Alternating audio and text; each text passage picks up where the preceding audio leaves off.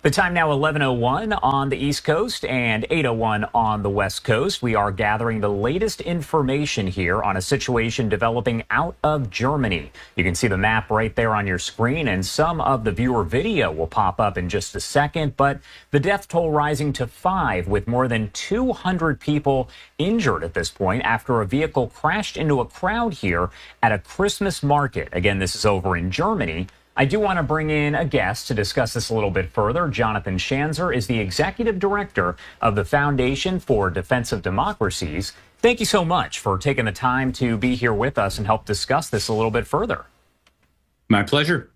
All right, so first off, I want to talk about the attack itself, because investigators were quick to say this was an attack, and they haven't necessarily called it a terror attack, but by saying it's an attack, is that what they're saying? I think so. I mean, I think the motivations of this are still unclear. It's a very bizarre way that this has been reported. We're hearing that this is a Saudi individual, about 50 years old, and the assumption then would be that this is an Islamist motivated attack.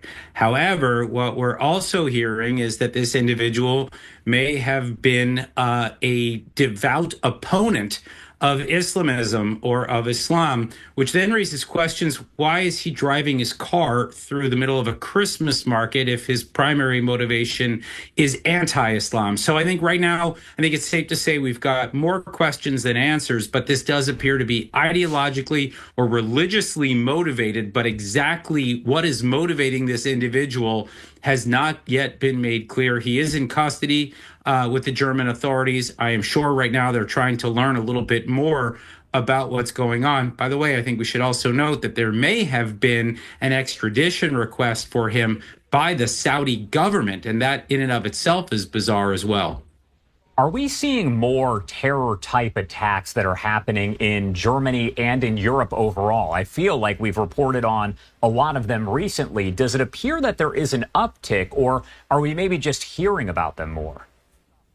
Well, I mean, you could go back to 2016. There was one attack like this in a German market back then. There was another one in France the same year. There have been stabbings. There have been attacks throughout Europe. I think what we can say about those, and I think it's really unclear right now whether we can connect this most recent attack to the previous ones, was that the Islamic State or Sunni jihadist radicals, if you will, were still carrying out attacks in the heart of Europe. That is, I think, at this point, hard to deny. The question is whether this is a continuation of that trend or whether this is motivated by something else entirely. Again, the reporting has been really odd so far about the motivations of this individual. Really runs counter to what I think a lot of people might have expected. And you kind of mentioned this already, but this attack happening one day off from the 8-year anniversary of the Christmas market attack in Berlin, where, as you mentioned, an Islamic extremist plowed through the crowd with a truck, more than a dozen people killed. Do we know if there's the possibility of any kind of connection? Is that something that investigators will likely look into at this point? Look, it's the first thing that comes to mind when you hear about a car driving through a Christmas market in Germany. You immediately go back to 8 years prior, almost to the day. I think it's undeniable that we have to make at least a connection in our minds. Now, whether this was designed to be a follow-on attack or, some kind of echo of what happened 8 years ago, I think remains to be seen. And again, it's just bizarre when we hear about this man being motivated by anti-Islamic ideology. So again, why are you seeing this person plow his car through a Christmas market if he's anti-Islam? Perhaps he's a devout atheist or a radical atheist. We just don't know right now. And I think the German investigators that are speaking to him, it's really upon them to hopefully come out with a statement soon that clarifies this. But I think, maybe to broaden out for a minute, we are now seeing the return of al-Qaeda in Syria. There is, of course, we see continued attacks by the United States against ISIS positions in Syria since the fall of the Bashar al-Assad regime. We could see right now a reigniting, if you will, of this battle between the West and Sunni jihadi forces. But again, right now, we just don't know what motivated this individual in Germany yesterday. And you kind of already touched on this as well, but I want to get your take. Aside from the motive, the motivation here, are there other questions that you hope investigators will come out and answer? Because they held a press conference a short time ago, and it didn't seem like any new information was really provided. It was a lengthy newser, but yeah, not a lot of information. So what do you hope will be answered aside from maybe the motive and motivation? Well, I mean, look, we know the tactics. We know what this person did. So there's not a lot of question there. Really, it is a question of whether there was an outstanding extradition request from the Saudi government that was ignored. I think that's an important question that German investigators are going to have to answer. The German government will have to answer.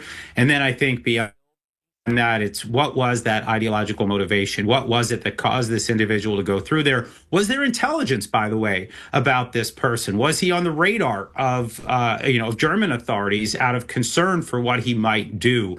These are, again, questions we just don't know, but we're going to have to answer, and hopefully soon, because you can see how this debate is shaping up. It's become very much an anti-immigration discussion in Germany, and that's, of course, spilling over here into the United States as well, talking about the need to close borders and the like. What's interesting, though, is that it does appear that this individual arrived in Germany legally. He's been there for, I think, the better part of 8 or 10 years. A professional. He's been described as a doctor. Doesn't seem to have been living there illegally. But again, I think we're now seeing a different dialogue, a different debate emerge as a result of this attack. Any surprise that, and this is my last question for you, you have the NYPD, for instance, saying that while Christmas markets are big over in Germany, they're also big in New York. So they've kind of upped their patrols. Any surprise to see a large city, the largest city there in the U.S., doing something like that just in case? Or is that what you'd expect? It's what I would expect. I mean, New York City is kind of the gold standard, and it needs to be, right? This is arguably the most important city for commerce in the United States. And they have a massive unit within NYPD, lots of connections out to the Department of Justice, to the FBI, to the CIA. Everyone is watching because New York has been targeted time and again by Al-Qaeda, by ISIS, by the Taliban. So there is the need for vigilance. And of course, at this time of year, for whatever reason, this is the thing that ignites Islamist extremism. But again, I think we just need to note here that it may not have been. It seems almost obvious to me that it would have been, but we're hearing some very strange things out of Germany that do need to be clarified. Yeah, a lot left to be clarified. Jonathan Schanzer, thank you so much, as always, for being here with us. Anything else you want to add about any of this before I let you go? No, I mean, I think other than just the fact that you have this very interesting debate emerging about immigration, you've got, questions about anti-Islam motivations, possibly Islamist motivations. I think it's just important that we not jump to conclusions just yet and let German investigators do their job. Yeah, and hopefully, as I mentioned, we will get those answers. Thank you again, Jonathan, for taking the time to be here with us. We appreciate it. My pleasure.